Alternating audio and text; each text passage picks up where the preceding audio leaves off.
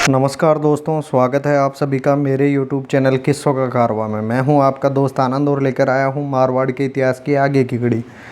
जी हाँ दोस्तों, राजपूत राठौड़ सरदार औरंगजेब के बेटे शहजादे अकबर के साथ मिलकर औरंगजेब का सामना करते हैं और एक तरफ से औरंगजेब के बेटे को बादशाह घोषित कर दिया जाता है।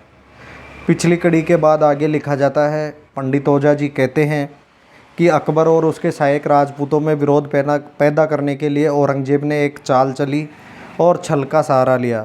उसने एक जाली पत्र अकबर के नाम इस आशय से लिखा कि तुमने राजपूतों को खूब धोखा दिया है मेरे लाल, और उन्हें मेरे सामने लाकर बहुत अच्छा काम किया है। अब तुम्हें आगे ये करना है कि उनको कल की लड़ाई में हरावल में रखो, जिसे कल प्रातःकाल युद्ध में उन पर दोनों तरफ से हमला किया जा सके। एक तरफ से मेरी सेना हमला करेगी और पीछे से तुम्हारी सेना हमला करेगी, अर्थात दोनों तरफ से घेर करके सारे राजपूतों का संहार किया जा सके। यह पत्र किसी प्रकार से घूमता फिरता राजपूतों के डेरे में दुर्गादास राठौड़ के पास पहुंच गया, जिसको पढ़ते ही दुर्गादास के मन में खटका हो गया। वह शहजादे अकबर के डेरे पर गया, पर आधी रात होने की वजह से वह सो रहा था और किसी भी दशा में उसे जगाने की आज्ञा सेवकों को उस समय नहीं दी गई थी।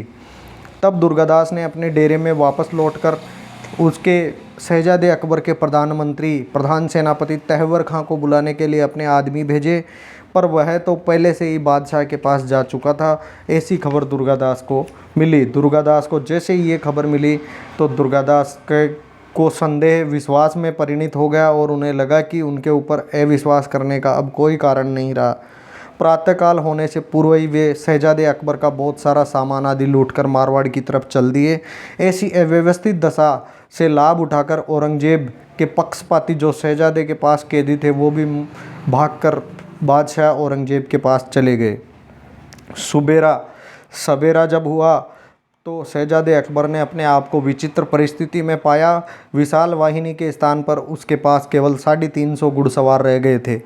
ऐसी हालत में उसकी बादशाह बनने की सारी अभिलाषा मिट्टी में मिल गई थी और अतिशीघ्र भागने और अपनी जीवन रक्षा करने के अलावा कोई दूसरा उपाय उसके पास नहीं था।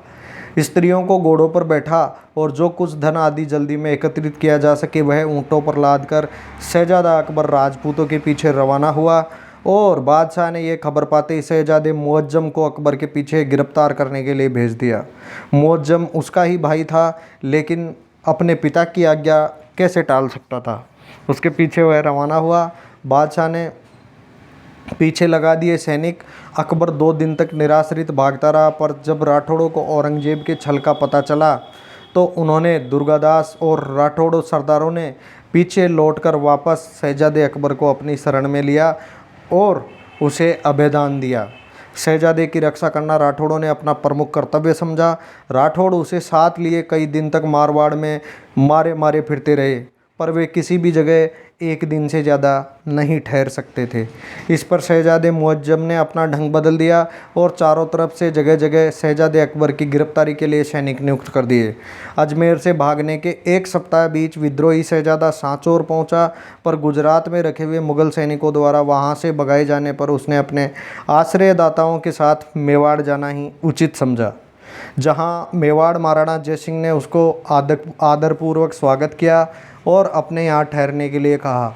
वहाँ भी ठहरना खतरे से खाली नहीं था, अतएव दुर्गादास ने उसे दक्षिण ले जाने का निश्चय किया।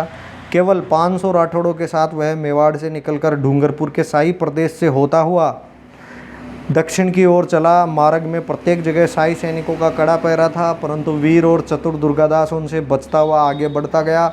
डूंगरपुर से वह अहमदनगर की तरफ बढ़ा, परंतु आगे उसे सफलता नहीं मिली, तो वह दक्षिण सूर्य की तरफ से बांसवाड़ा और दक्षिण में मालवा होता हुआ अकबरपुर के पास नर्मदा नदी को पार करके मध्य प्रदेश के बुरहानपुर के निकट पहुंचा। लेकिन इधर भी शाही अफसरों का बड़ा पहरा था, अतएव वहां से पश्चिम की तरफ चला और खानदेश और बुगल खाना होता हुआ महाराष्ट्र के रायगढ़, जो वर्तमान महाराष्ट्र है, उसके रायगढ़ जिले के अंदर वो दाखिल हुए और संभाजी की शरण में पहुँचे। अगले किस्से के अंदर अपन बात करेंगे दुर्गादास और औरंगजेब के अगले संघर्ष के बारे में। तब तक जुड़े रहिए मेरे चैनल किस्सों का कारवां से। और इतिहास के ऐसे किस्से अगर आपको पसंद आते हैं तो मेरे चैनल को ज़्यादा से ज़्यादा लाइक शेयर सब्सक्राइब कीजिए। धन्यवाद दोस्तों।